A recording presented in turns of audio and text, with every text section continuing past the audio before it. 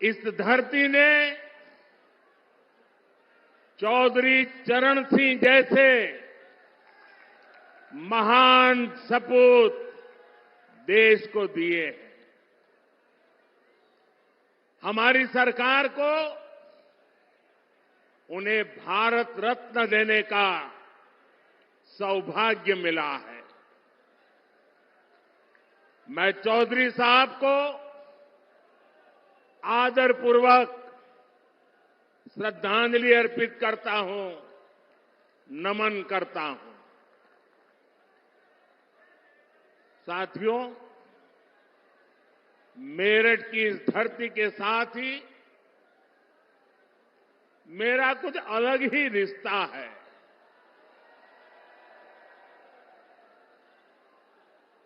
आपको याद होगा 2014 में और 2019 में मैंने अपने चुनाव अभियान की शुरुआत यही मेरठ से की थी।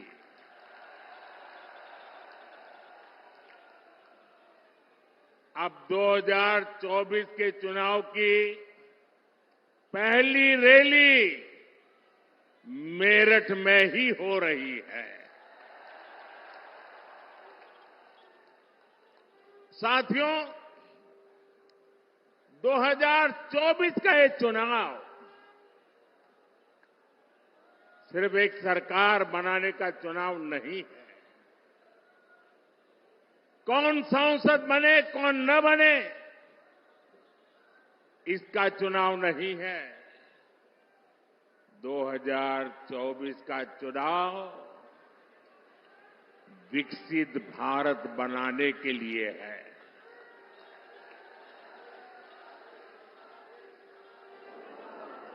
दो 2024 का जनादेश भारत को दुनिया की तीसरी सबसे बड़ी आर्थिक महाशक्ति बनाएगा।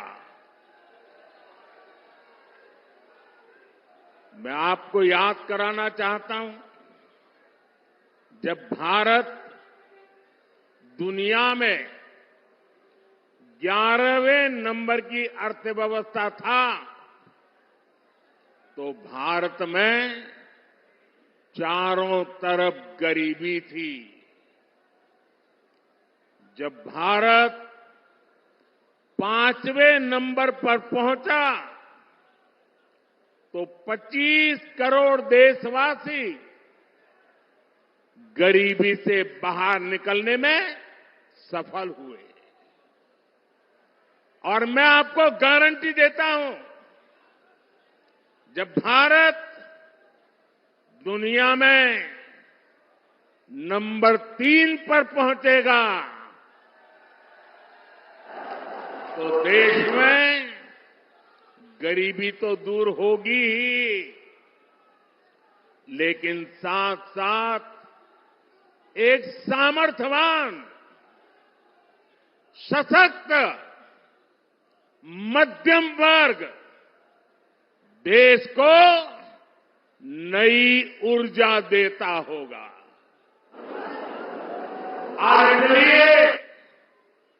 आज पूरा देश कह रहा है, तीसरी बार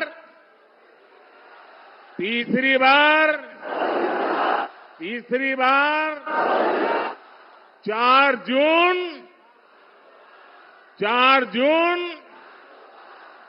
जून। साथियों, मैंने लाल किले से कहा था, यही समय है, सही समय है। भारत का समय आ गया है। भारत चल पड़ा है। आज भारत में तेजी से आधुनिक इंफ्रास्ट्रक्चर बन रहा है। आज भारत इंफ्रास्ट्रक्चर के निर्माण पर अभूतपूर्व निवेश कर रहा है। आज हर सेक्टर में नौजवानों के लिए अनगिनत नए अवसर बन रहे हैं। आज देश की नारी शक्ति नए संकल्पों के साथ आगे आ रही है। आज भारत की साख दुनिया भर में, भारत की साख नई ऊंचाई पर है। इतना ही नहीं, पूरी दुनिया भारत को भरोसे से देख रही है।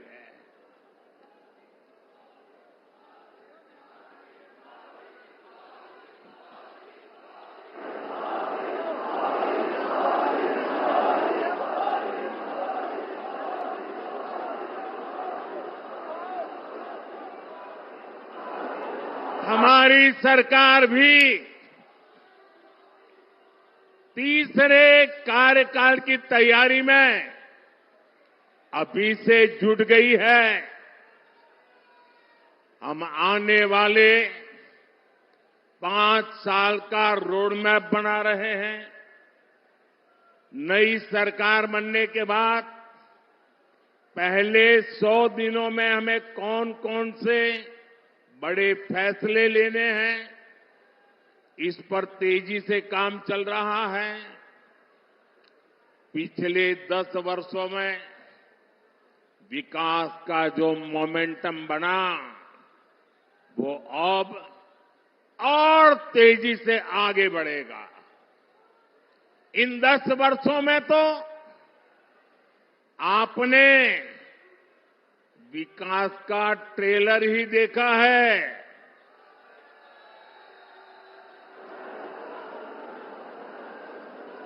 अभी तो हमें देश को बहुत आगे लेकर जाना है। भाइयों और बहनों, मोदी को आज की पीढ़ी के साथ ही आने वाली पीढ़ियों की भी चिंता है। देश की आने वाली पीढ़ियों को पुरानी चुनौतियों में अपनी ऊर्जा ना खपानी पड़े, मैं इसके लिए भी काम कर रहा हूं। एनडीए सरकार के 10 साल का रिपोर्ट कार्ड आपके सामने है। इन 10 सालों में ऐसे अनेक काम हुए हैं जिनको पहले असंभव मान लिया गया था। अब आप देखिए, अयोध्या में रामलला का भव्य मंदिर बनेगा। ये लोगों को असंभव लगता था, लेकिन राम मंदिर भी बना है और हर रोज वहां लाखों लोग दर्शन के लिए भी जा रहे हैं। और आपने देखा है, ब्रज में कान्हा और राधा तो हर बार की तरह होली खेले ही। इस बार अवध में रामलला ने भी खूब होली खेली।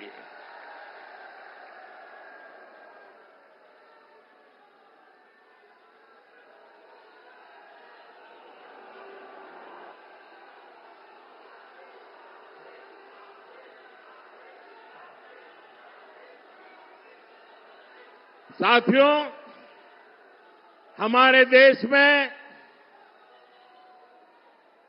हमारी सेना को 1 रैंक 1 पेंशन को लेकर भी पहले कितने वायदे किए गए थे।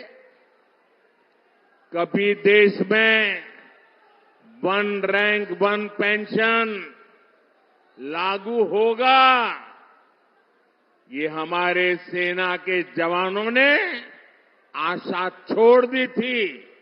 ये भी असंभव लगता था, लेकिन हमने न सिर्फ वन रैंक वन पेंशन लागू किया, बल्कि हमारे देश की सीमाओं की रक्षा करने वाले पूर्व सैनिकों को उनके हक का 1,00,000 करोड़ रुपए से ज्यादा दिया। साथियों, 3 तलाक के विरुद्ध एक सख्त कानून भी लोगों को असंभव लगता था। आज 3 तलाक के खिलाफ न सिर्फ कानून बन चुका है, बल्कि ये हजारों मुस्लिम बहनों की जिंदगी भी बचा रहा है। लोकसभा और विधानसभाओं में महिलाओं को आरक्षण भी पहले असंभव लगता था, लेकिन नारी शक्ति वंदन अधिनियम आज सच्चाई बन चुका है। साथियों, जम्मू कश्मीर में आर्टिकल 370 कभी हटेगा, ये भी लोगों को असंभव लगता था, लेकिन आर्टिकल 370 भी हटा है और जम्मू कश्मीर का तेज विकास भी हो रहा है। और इसलिए आज लोग बीजेपी के 370 सीटों का आशीर्वाद भी दे रहे हैं। साथियों, ये मोदी गरीबी से तपकर आज यहां पहुंचा है और इसलिए हर गरीब का दुख, हर गरीब की पीड़ा, हर गरीब की तकलीफ मोदी भली भांति समझता है। और इसलिए हमने गरीब की हर चिंता को दूर करने के लिए योजनाएं बनाई। गरीब को इलाज की चिंता न हो, इसलिए हमने 5 लाख रुपए तक के मुफ्त इलाज वाली आयुष्मान योजना बनाई। गरीब को राशन की चिंता न हो, इसलिए हमारी सरकार 80 करोड़ जरूरतमंदों को मुफ्त राशन दे रही है। जिसको किसी ने नहीं पूछा, उसको मोदी ने पूजा है।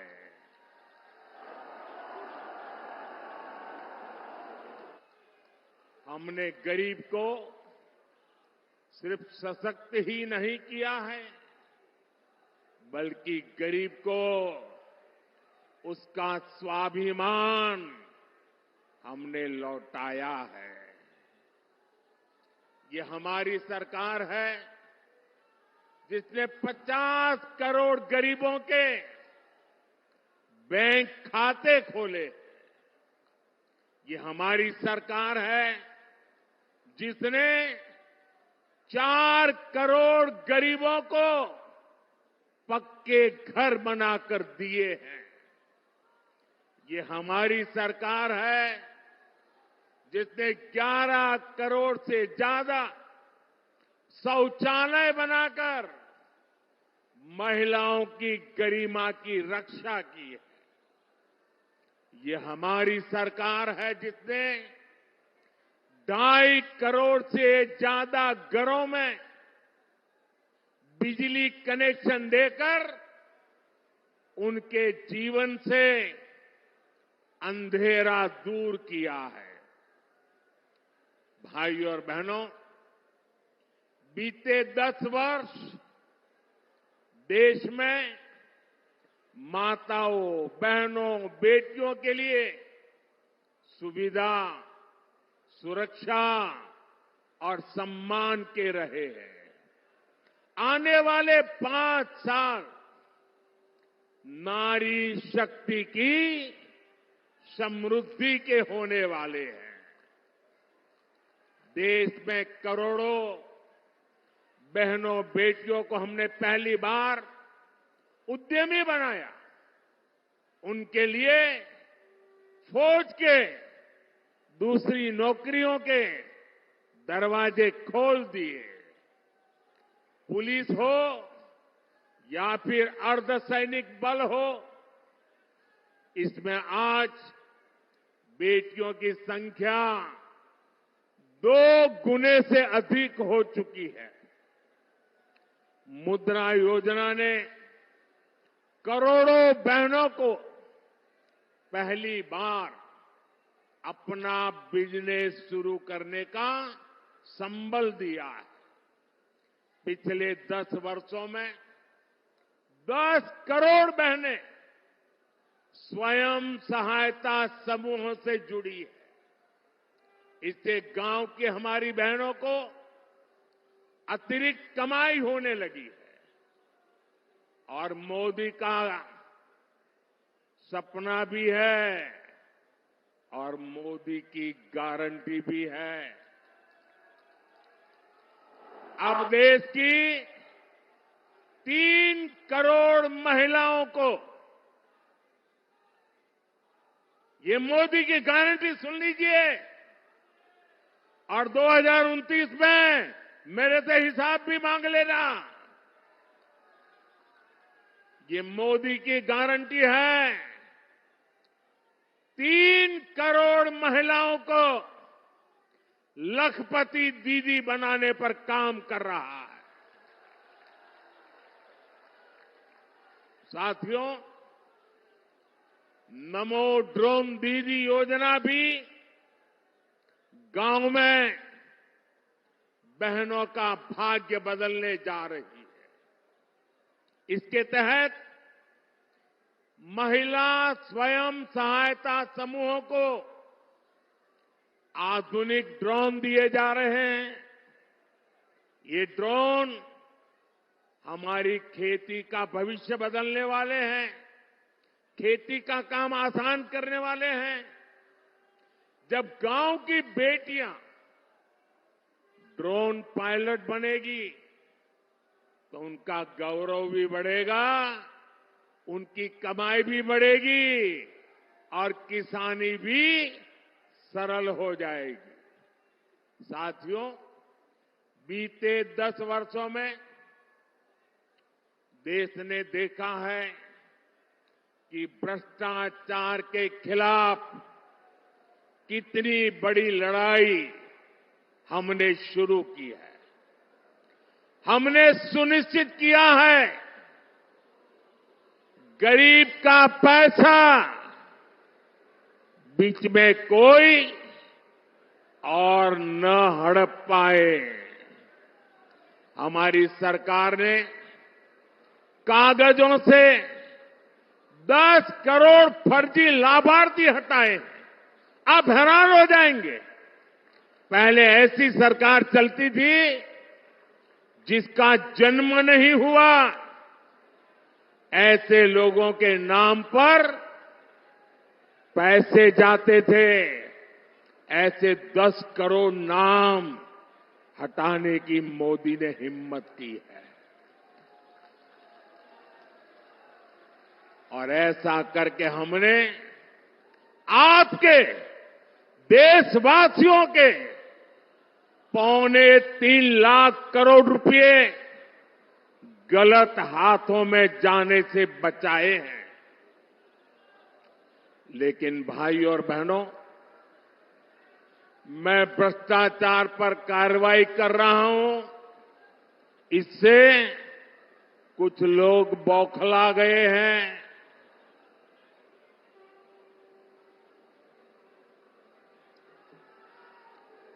वो अपना आपा खो बैठे हैं। और मेरे प्यारे देशवासियों, मैं कहता हूं, मोदी की गारंटी कहती है, मोदी का मंत्र है, भ्रष्टाचार हटाओ। वो कहते हैं, भ्रष्टाचारी बचाओ। ये चुनाव इन दो खेमों की लड़ाई है। एक खेमा एनडीए का, जो भ्रष्टाचार हटाने के लिए मैदान में है। दूसरा वो खेमा जो भ्रष्टाचारियों को बचाने के लिए मैदान में है। फैसला आपको करना है।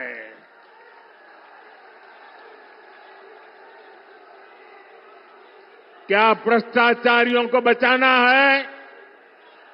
क्या भ्रष्टाचारियों को बचाना है? क्या भ्रष्टाचारियों को बचाना है?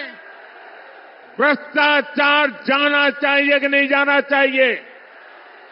भ्रष्टाचार हटना चाहिए कि नहीं हटना चाहिए? भ्रष्टाचार खत्म होना चाहिए कि नहीं होना चाहिए? और इसलिए भाइयों बहनों, जब मोदी पूरी ताकत से भ्रष्टाचार के खिलाफ लड़ाई लड़ रहा है, तो इन लोगों ने मिलकर एक इंडी गठबंधन भी बना लिया है। इनको लगता है कि मोदी इनसे डर जाएगा, लेकिन मेरे लिए मेरा भारत मेरा परिवार है। मेरा भारत मेरा परिवार है। मैं अपने देश को भ्रष्टाचारियों से बचाने के लिए जो कदम उठाए जा रहे हैं, उनके खिलाफ एक बहुत बड़ी लड़ाई लड़ रही हूं। और इसलिए बड़े बड़े भ्रष्टाचारी आज सलाखों के पीछे हैं।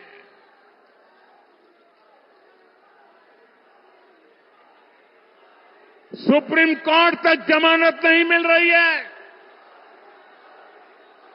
और इसलिए कई बड़े बड़े भ्रष्टाचारियों को कोर्ट के चक्कर लगाने पड़ रहे हैं। और इसलिए पूरे देश में आपने टीवी पे देखा होगा, कहीं बिस्तर के नीचे से नोटों को ढेर निकल रहे हैं, कहीं दीवारों से नोटों के ढेर निकल रहे हैं। और अभी तो मैंने देखा, वॉशिंग मशीन में नोटों के ढेर थे।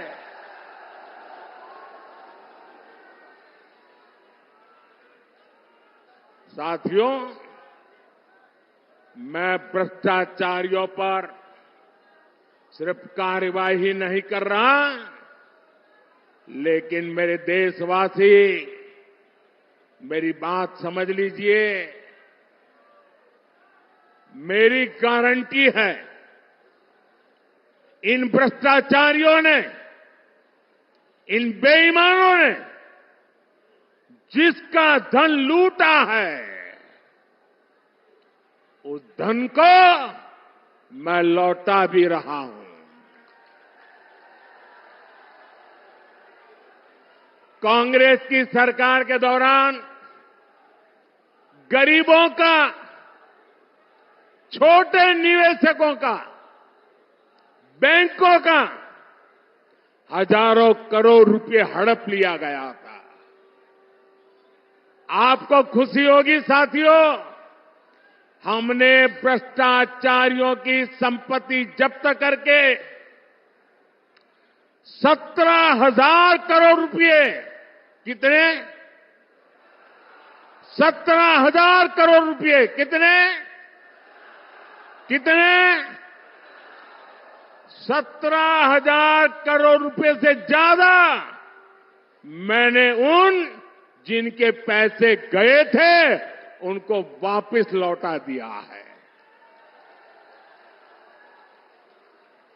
जिनका पैसा गया है उनके पैसे वापस मिले, इसके लिए मैं लगातार काम कर रहा हूं। ईडी ने जो संपत्ति जब्त की है, और अगर रिकॉर्ड मिलता है कि जिसके पैसे हैं उसी से पैसे गए हैं, तो मोदी आपके पैसे वापस दिलवाने के लिए जी जान से लड़ने वाला है। और मैं आज मेरठ की ये धरती, क्रांतिकारियों की धरती, वीरों की धरती से भ्रष्टाचारियों को साफ साफ कह रहा हूं, भ्रष्टाचारी कान खोल के सुन ले। ये मोदी पर चाहे कितने भी हमले करे, ये मोदी है, रुकने वाला नहीं है।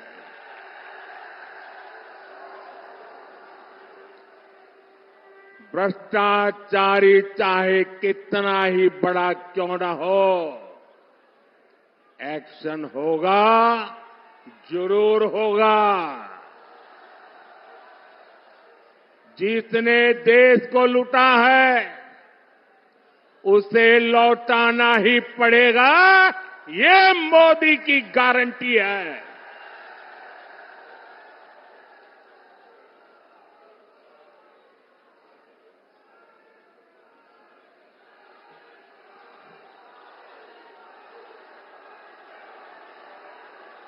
साथियों, मेरठ की इस धरती का देश की अखंडता और एकता से बड़ा रिश्ता रहा है। ये स्वतंत्रता सेनानी वीर मंगल पांडे की कर्मभूमि है। ये धरती धनसिंह कोतवाल जैसे शूरवीर की धरती है। शौर्य की इस धरती से आज मैं पूरे देश को बताना चाहता हूं कि कैसे कांग्रेस और इंडी अलायंस देश की अखंडता और देश की एकता को तोड़ते रहे हैं। आज ही कांग्रेस का ये एक और देश विरोधी कारनामा देश के सामने आया है। तमिलनाडु में भारत के समुद्री तट से कुछ दूर, कुछ किलोमीटर दूरी पर श्रीलंका और तमिलनाडु के बीच में समुद्र में एक टापू है, एक द्वीप है, कच्चा थीवू, अलग अलग नाम भी लोग बोलते हैं, कच्चा थीवू। ये द्वीप सुरक्षा की दृष्टि से बहुत महत्वपूर्ण है। देश आजाद हुआ तब हमारे पास था और ये हमारे भारत का अभिन्न अंग रहा है। लेकिन कांग्रेस ने 4-5 दशक पहले कह दिया कि ये द्वीप तो गैर जरूरी है, फालतू है, यहां तो कुछ होता ही नहीं है। और ये कहते हुए मां भारती का एक अंग आजाद भारत में ये कांग्रेस के लोगों ने, इंडियन अलायंस के साथियों ने मां भारती का एक अंग काट दिया और भारत से अलग कर दिया। देश कांग्रेस के रवैये की कीमत आज तक चुका रहा है। भारत के मछुआरे मछली पकड़ने के लिए समंदर में जाते हैं, तमिलनाडु के हैं, केरल के हैं, पुडुचेरी के हैं, तेलंगाना के हैं, आंध्र के हैं, इस द्वीप की तरफ जाते हैं तो इन्हें गिरफ्तार कर लिया जाता है, उनकी बोट को कब्जा कर लिया जाता है।